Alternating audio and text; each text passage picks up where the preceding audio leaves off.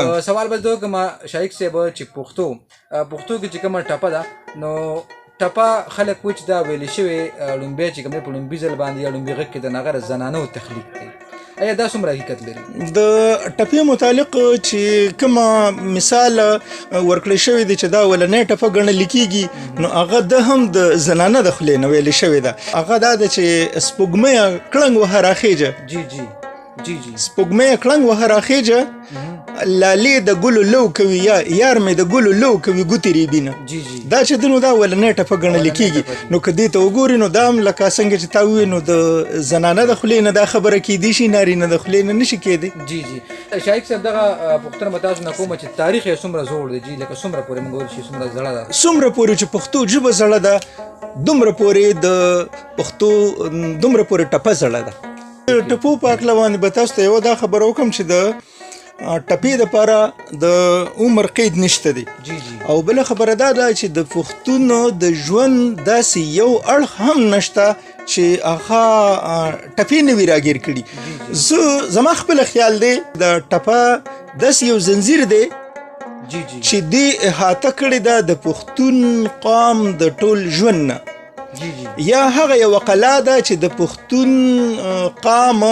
تمام ژوند په دغه قلا کې راګیر دی. یو سړی که په معاشي توګه وایي معاشرتي توګه باندې وایي نو هم دغه اړخ هم ټپې راګیر کړی دی. مذهبي توګه باندې د بهادرۍ د جنګونو د مسافرۍ د ژوند د اخلي پخلي د لو لور د وخت د شپونکو د غرونو د خپل تاریخ سمبالولو د جنګونو د موقع د ولسي ژوند د حجره جومات یره داسې یو اړخ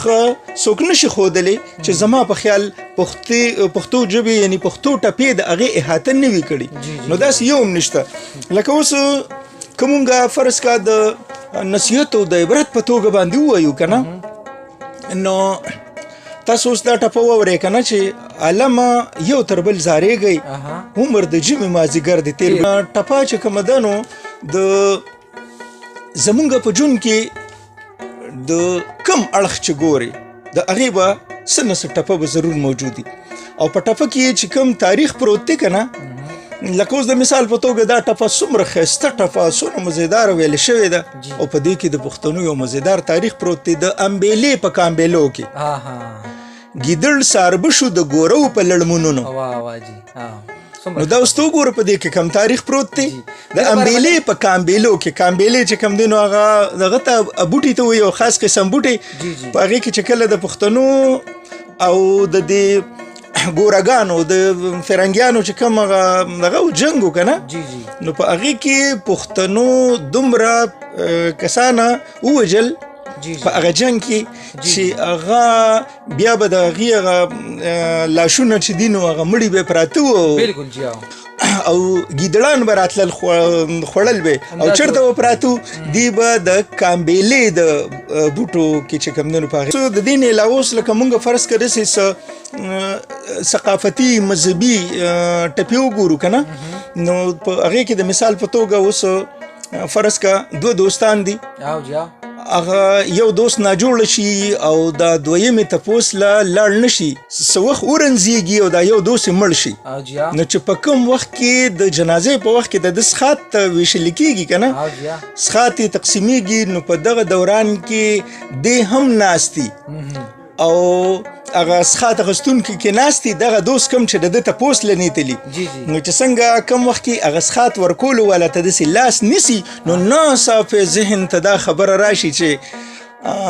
په پوښتنه هغه دوست چې کوم دی هغه والا په دغه کې راشي په خیال کې راشي او ده ته وایي چې په پوښتنه مې را نلې اوس مې د څښات ګوړې ته مه نیسه لاسونه. نو اوس تاسو وګورئ د دې نه هم مونږ ته یو تاریخ چې لکه که خیال کړي نن سبا په څښات کې څه یا پیسې ویشلې کېږي ورکړې کېږي یا صابونې جانمازونه خو زیات تر داسې څونه د دې مونږ ته پته لګي چې په دې کې څومره تاریخ پروت دی. یا شایق صاحب دغه چې ما ته هم رایاده شو ټپه چې خبر مې کله کله اخلا مرض چې وګت شي اکثر ته سړی مرنه نه دغه هم دې سره سمون بالکل ور سره سمون خوري جی جی نو په دې ټپه کې چې اوس مې رسخات ګوړې ته منی سلاسونه لکه تاسو لمه نه راتلې اوس مسخات غستو ته ناشتي نو ناسا په دغه تن شدین او غسخات غستون کې نه اته وانلی ګوړه ته وانلی خپل لاستنه را روستو کې نو ردینه مونږ ته دام پته لګي چې مخکې په پسخات کې ګوړه ورکړې کېدله جی جی لکه زه دا وایم دا وسوره ستاسو د زده کړې په دغه کې بزونه خبر وکم شایق صاحب چې ټپه د پښتون کلچر دستور روایت او امن مینی کلوړو زم چې کاغه زمونږ د یو مطلب خانیزم دی یا د غریب سړیو خبره ده خو د ټولو سره چې کوم نه یو شانتي کوم نه ترجمانی جوړي د ټول ترجمانی کوي د هر زما درته وی کنه جی جی جی د پښتون قام د ژوند داسې اړخ نشته دی چې هغه ټپې نوی راګیری یا ټپې دغه احاطه نوی کړي لکه اوس د مثال په توګه باندې تاسو ګورئ د څومره ښایسته ټپه ده جی جی چې په پسرلي را پیښه وکړه چې ګړدنې دي د ګلونو ډکه کړمه واه شایق صاحب چې ګړدنې دي د ګلونو ډکه کړمه نو ستو ګوره د دینم د پښتون غ بادری ساسي بادری پکې ښکاری د بادری تصویر پکې په دی وجه باندې ښکاری چې اوس په پسرلی مطلب دا دی چې هغه یو ملګری چې دینو هغه بل توای چې پسپرلی کې راشه چکر رو لګوا مستره ګړدنې چې دا بر ګلونو ډکه کړم نو د دین دا یو خبره ښکاری چې پښتون بادر قوم دی هر وخت جنگیالي قوم دی لکه د دشمن په مقابله کې نو په دغه وجه باندې هر وخت دی یا چې چرته زی د ګړدنې سره زی نو ګړدنې سره چې زینو ټوپک به موړي نو دا د دې د بادرې علامت خي څومره مزیدار کنه په پسرلی را پیښه وکاو چې ګړدنې د ګلونو ډکه کړم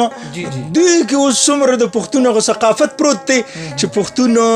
ګړدنې ګرځي ټوپک ګرځي دا کوي کنه لکه د دشمن په مقابله کې د خپل قام د حفاظت لپاره سپرلی سره نور د پښتنو ډېری ټپې تړلې شوي لکه اوس مثال په توګه د سپرلی دغه علامه وي چې دکاندار د اتروبن کې دکانونه واه واه واه شایق صاحب لکه څومره ښایسته کنه دکاندار د اتر دکانونو ځکه بن کې چې د هر طرف اوس خوشبویان راځي نو څوک لیونی دی چې د اتار نه بیا اتر اخلي او جی او د سپرلی دغه علامه وي چې دکاندار د اتروبن کې دکانونه او جی شایق صاحب ګورو مسافرې حواله سره پکې ریټه الله لکه دا خو دې پکې هغه موضوع یاد کړه کنه مزار سره خدای تیلو کو یانو چکړي بیا خبر کې جانان کوړه راځي و دا خو دې چې کم دین هغه مسافرو خړل یارا بالغ تشته که پسنګل کوي خوبونه او ته دا پته شته جی جی چې په پښتو کې د مسافرې دا ټپې ولې ډېری دي او ولې خوږې دي ولې مزیدار دي ولې خېلګي ته دا تاریخ پته نشته نه جنانا ها دا داسې پروګرام دی احمد زار صاحب جی جی چې د دې په شا چې مونږ لړ شو مسافرې ټپو په شا باندې نو مونږ به ورسو هغه ځای ته چې کله د علاقې ته به پښتونخوا خو ده او پښتونخوا روحستان هغه وخت کې به مرته وی کنه روح یا روحستان دا به ورته په دې وجه باندې وی چې دلته غرونه د ټولې غریزي علاقې دي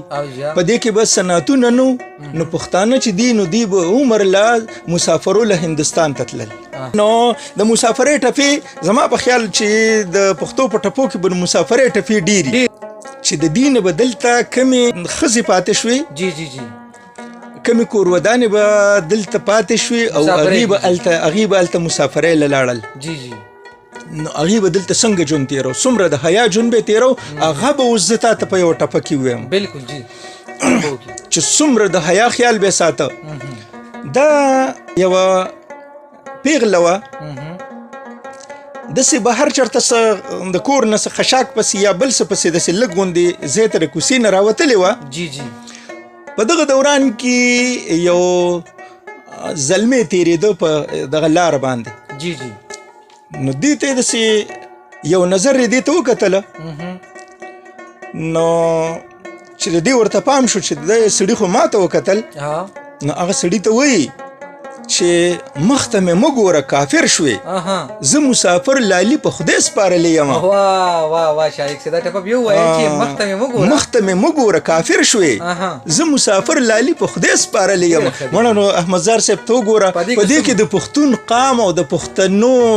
پیغلو د پښتنو زنانو څومره د پردې خیال یې ساتلی. ډېر زیاته ډېره ښکلې ټپه ده چې که تاسو ورته وګورئ نو د یو خوا د خاوند سره د وفادارۍ د مینې محبت خبره ده بل خوا د بېحیایۍ او د بل خوا د غیر اسلام خبره ده.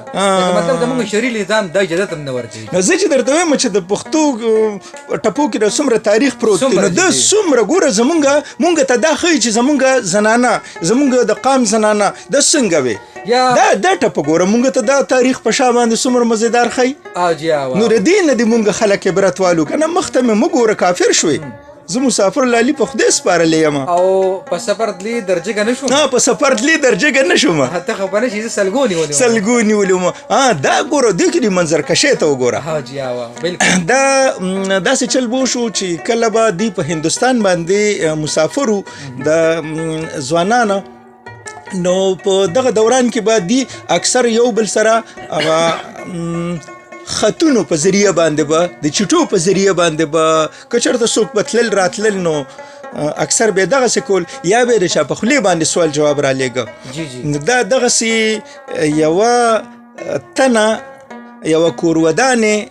خپل دغه ته لیکي خپل خاوند ته چې په سفر تلې ته چې کله تلې که نه په سفر تلې درجګه نه شوم او ته خفه نشي زه سلګو نیولې وم او که نه هسې نستا ما نه په زړه کې دا ګیلې چې ګوره دا ما ته زه دومره مسافرۍ له هندوستان ته تلم دا ما ته راپام نسېده خو ته مه خفه کېږه زه ما کې دومره توان نه و چې ستا دا جدایي ما لیدلې وې نو په دغه وجه باندې شایق صاحب ډېرې خوندورې ټپې م رانیولې دي خو دلته زما ذهن کې یو بل سوال پیدا کېږي تاسو یو دودل دا خبره وکړه چې هندوستان ته بتلو آیا هندوستان دا خو د دې ټپې هټ کړ زموږ را پروګرام ډېر به موضوعاتي کېږي نور هم خو سوال مې ذهن کې دا دی چې آیا هندوستان کې هغه وخت کارونه ډېر زیات وو نه هندوستان د مختلف قسمه تجارتي مرکزونو دا خبره ده که نه ګوره هندوستان چې دی که نه نو دی د پخوا راسې د تجارت مرکز هم پاتې شوی دی. دویمه خبره دا ده لکه ما چېرته وي د ځمکه ټوله غریزه وه نو که هلته لږ صنعتونه مو نو د دې ځای نه خو ښه وو که نه او ډېر وو او د دې ځای نه خو ډېر وو. مثال داسې وویل چې قبایل خلک زمونږ په سمه باندې کار کوي په سمه په نسبت قبایلو کې اوس ته چې کوم دی نو سل په سل دا خبره صحیح کړه نو په دغه وجه باندې په هندوستان کې کم از کم کارخانې وې نور څیزونه وو او دا خو غریزې علاقه وه. ټپې د منظرکشي لکه څنګه چې وختي ما خبره وکړه که نه چې په کم وخت کې لور کېږي هغه وخت کې یا فرض که ګډوانه ګډې سره وي ساروان خپل خان په مخه کړی وي دغسې غوبه لګیا وي هغه په خپل کار کې مصروف وي او دغه دوران کې شپونکي هم ښایسته ښایسته ټپې کوي د زمیندار لګیا یو بخور کوي ټپه کوي ځینې کسان لګیا یې ګیاري بي بل څه کوي هغه ټپې کوي دا ښکلي ښکلي منظرونه مونږ ته مخې ته راځي خو د دې احمدزار صاحب د دې سره یو بل منظر چې هغه یوه پیغله بیانوي چې یار مې په زین کې راته کوږ شو د پڼو سوکې لګوم خوله ورکوم یار مې په زین کې راته کوږ شو د پڼو سوکې لګوم خوله ورکوم. نو دا اوس که چېرې فرض که دا مونږ ته د مسافرۍ خبره دغه کوي راښکاره کوي را مخې ته کوي لکه که د خیال کړي نو د یو تن فرض که مسافرۍ لځي په دغه دوران کې د رخصتېدو په وخت چې کله په اس باندې سوري او په زین کې راکوږ شي ښکته باقي منظر د سړي سترګو ته په خپله راځي او بیا دا ورته وایي چې د پڼو سوکې لګوم خوله ورکوم که نه یو تن دی هغه مسافرۍ لځي نو دلته ورته خپله کورودانې وایي چې د اټک په بیړۍ خپک دی چې دا اټک په بیړۍ خپک دی رب د دریا د کی زما لیونی مینا واه شایق صاحب دا اټک په بیړۍ خپک دی نو دې کې ګوره هغه کم تاریخ پروت دی یو دا ده چې اټک په بیړۍ خپک دی هندوستان طرف ته ځي پنجاب په لور باندې دویمه خبره دا چې دا د دې نه دام پته لګي چې په هغه وخت کې د اټک د پولونه نو په خلک په بیړو کې وړېدل په کشتو کې بیړو کې په هغې کې به وړېدل نو دلته اوس او دا هم ورته د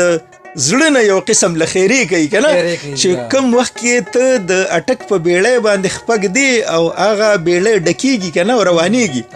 دغه وخت کې د خدای پاک زما مینه تا ته در یاده کړي جی بالکل نو کیدای شي چې لکه څنګه چې دا یو قسم لخیره شوله خو هغه دا د ډېره مینې نه د ډېرې مینې نه چې خدای د تیلو کویان وچ کړي دا اوس ګوره دومره ګوره د مینې د مینې انتحار د مینې د شدت دومره د مینې د شدت دومره دی چې الته په د عربو کویان موچي د عربو د تیلو کویان په وچي چې علیم دغه شي خو جانان کوړه راځي دا بالکل نو مینا په ټپه کې ډیره زیاته څرګنده ده ته دا ټپه ته بیا وایا خدای د تیلو کویان وچ کړي عربیان خوار کې جانان کوړه راځي واه نو زبا مشال شایق صاحب یو زب خپل اندازې ته خو تاسو نوم دغه ذکر کومه چې په ټپه کې ټول نه زیاته څرګنده نه پکې مینه څرګنده ده نه نو خو صحیح ده کنه خو یو خبره ده چې ارڅوک د خپل مزاج مطابق ټپې خوخی او ټپې لټي خپل مزاج مطابق نو کم وخت کې چې په بنده باندې د ژوند په کومه برخه کې په کومو لمحو کې مینه غالب وي نو په هغې باندې د مینې ټپې ښې لګي او دا کوشش دی چې هغه کتابونه وګوري په کم کې چې د مینې ټپې وي یا اوس په کوم وخت کې خلک څېړنه کوي ریسرچ کوي نو په دغه وخت کې به دې کوشش دا کوي چې تاریخي ټپې وګوري یا چې څېړنه کوي بیا خو به ټولې ګوري او کنه فرض کا دا کس تاریخدان دی او د پښتنو تاریخ ګوري نو دا به بیا تاریخي ټپې ګوري بالکل جمداسي ده نو دغه خبره ده چې کله د مینې ټپې به سړی په هغه وخت کې ګوري کنه کله چې په چا باندې مینه غالب شي بالکل جی نو دا خبره ده ځکه چې ټپو خو یو رنګ هم داسې نه دی پرېښی او بله خبره ده احمد زار صاحب چې د مسافرۍ یو ټپه راته بله را یادېږي چې ته په وطن خوشحاله اوسې په ما راساسي د برما زاړه سفرونه نو اوس په دې کې ګورې پکې د برما مسافرین راغله مسافرین پکې راغلي دي جی په ما راساسي د برما زاړه سفرونه ډېر ښه دي چې خپل تاریخ دا کله کې د خیال کړي نو دا مسافرین چې اوږده شي او بیا یو بنده دومره لسته روپۍ نه جمع کړي چې کلي ته واپس راشي او د مسافرۍ دغه ګران ژوند تیری نو د ډېر افسوس نه چې دی نو هغه بیا خپل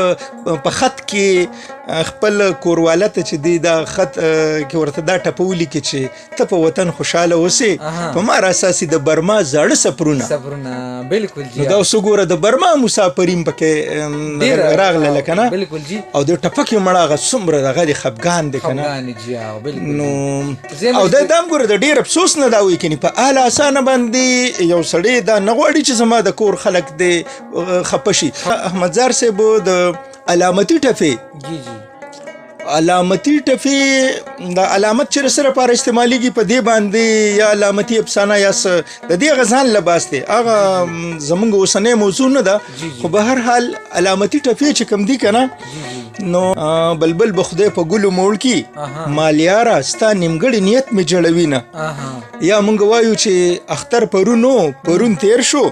د بغدادو کنترو نن را لسیلونه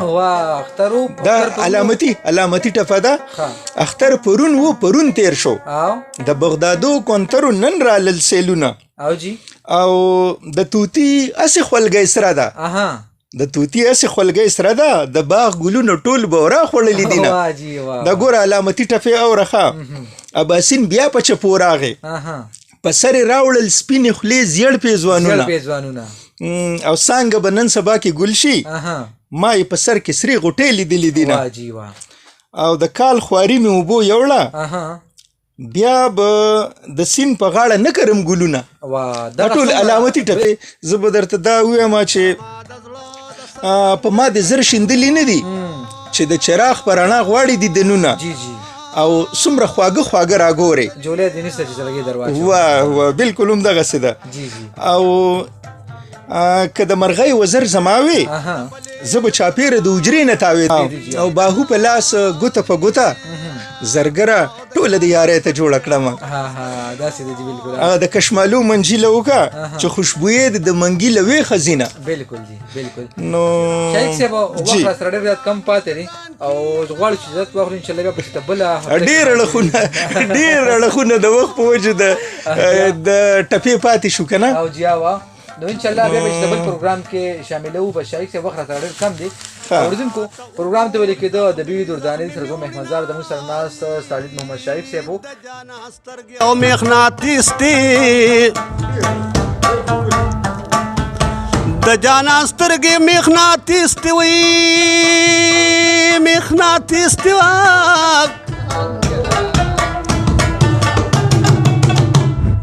ای زما زړګي ځان پسې ځوړن ګرځوینا ای په مقبره د مړو رالما وجلی خدای وغږی ما د نکاونه